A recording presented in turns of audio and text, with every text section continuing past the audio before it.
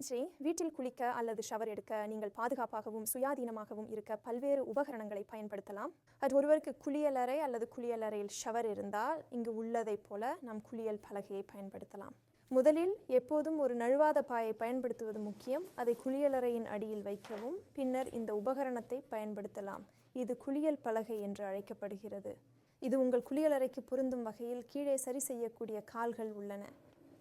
அவை சரி செய்யப்பட்ட பிறகு குளியல் அறையின் மேல் வைக்கப்படுகின்றன. எனவே குளியல் பலகை நெருக்கமாகவும் இறுக்கமாகவும் பொருந்தும். பிற உபகரணங்கள் தயாராக உள்ளன என்பதை உறுதிப்படுத்துவது முக்கியம். உங்கள் உடைகள், துணிகள் மற்றும் உலர்ந்து உடை அணிய ஒரு நாற்காலி உங்களிடம் இருக்க வேண்டும். இன்னைக்கு ஜோ மற்றும் ரான் எங்களுக்கு எப்படி பயன்படுத்துவது என்பதை காட்ட வருகிறார்கள். ஜோ எங்களுக்கு ஒரு ட்ரை ரன் செய்ய போகிறார். அப்படி என்றால் ஜோ, நீங்கள் வர முடியுமா? ரான் ஜோவை பாதுகாப்பாக இருக்க உதவுவார். சரி, இப்போ ஜோ, நீங்கள் குளியல் பலகையில் உட்காரலாம்.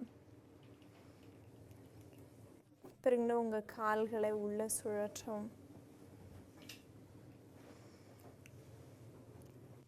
இந்த நிலைமையிலிருந்து ஜோ கைப்பிடி ஷவரை பயன்படுத்த முடியும் அல்லது குளியலறை தண்ணீரால் நிரப்பப்பட்டிருக்கும்.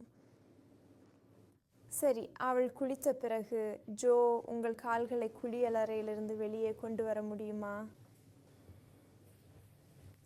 ஒவ்வொரு முறையும் அதுதான். உங்கள் பின்புறத்தை முற்றிலும் சுற்றி அதுதான். குளியல் பலகையில் கொஞ்சம் முன்னேறவும் அதுதான். பிறகு நின்று நாற்காலியில் உட்காரவும்.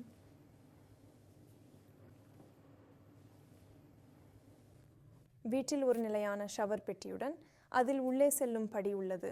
ஷவர் ஸ்டூல், பாதுகாப்பு பாய் மற்றும் கைப்பிடியுடன் அதை பாதுகாப்பாக மாற்ற முடியும். ஜோ எங்களுக்கு ஒரு ட்ரை ரனில் இந்த உபகரணத்தை எவ்வாறு சாதாரணமாக பயன்படுத்துவார் என்பதை காட்டப் போகிறார். சரி, ஜோ கைப்பிடியை பிடிச்சு உள்ளே செல்லுவார். அதுதான், உள்ள செல்லுங்கள். சரி, மற்றும் ஷவர் ஸ்டூலில் உட்காரவும். சிறப்பு.